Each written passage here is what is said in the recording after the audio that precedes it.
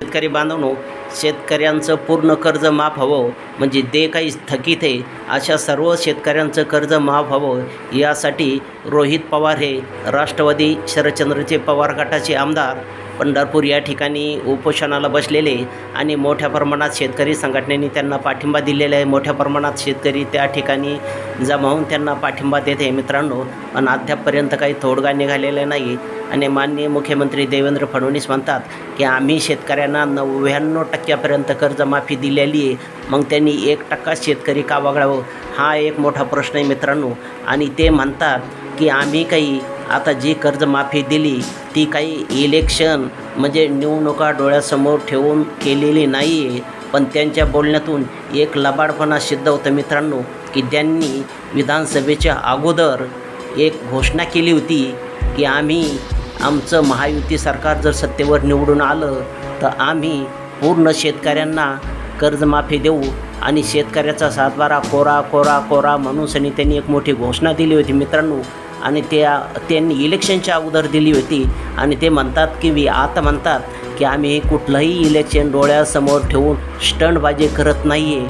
आम्ही 99% शेतकऱ्यांना कर्जमाफी दिलेली आहे. पण ज्यावेळेस त्यांनी अगोदर ही घोषणा केली होती की आम्ही सत्तेवर आल्यानंतर कर्ज माफ करू अशी घोषणा त्यावेळेस त्यांनी इलेक्शन डोळ्यासमोर ठेवून केली होती.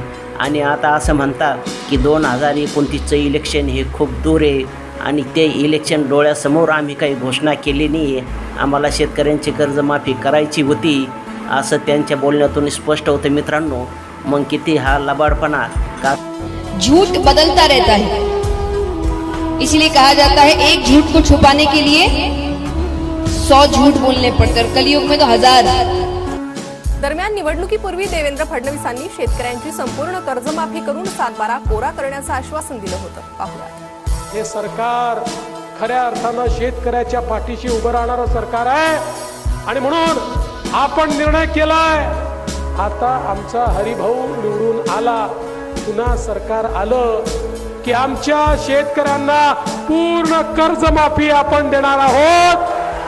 शेतकऱ्यांचा सातबारा करूया कोरा कोरा कोरा कोरा सातबारा शेतकऱ्यांचा करण्याचा निर्णय आपल्या सरकारने घेतलेला आहे.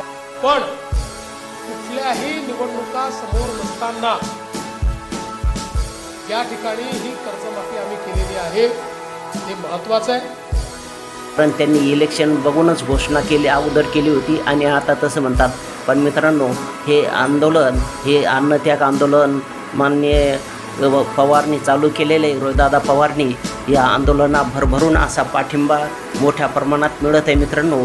आता आपण शेतकरी बांधवांनी सुद्धा रोहितदादा पवार यांना पाठिंबा द्यायला पाहिजे आणि शेतकऱ्यांची पूर्ण कर्जमाफी कशी होईल त्या पद्धतीनं आपण यांना पाठिंबा द्यायला पाहिजे.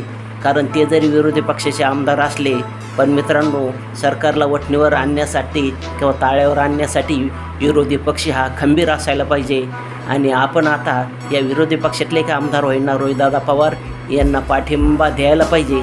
आपण सरकारच्या पाठीमागं न लागता या विरोधी पक्षाचे आमदार रोहितदादा पवार यांना भरभरून पाठिंबा द्यायला पाहिजे आणि कर्जमाफी आपल्या पदरात पाडून घ्यायला पाहिजे मित्रांनो.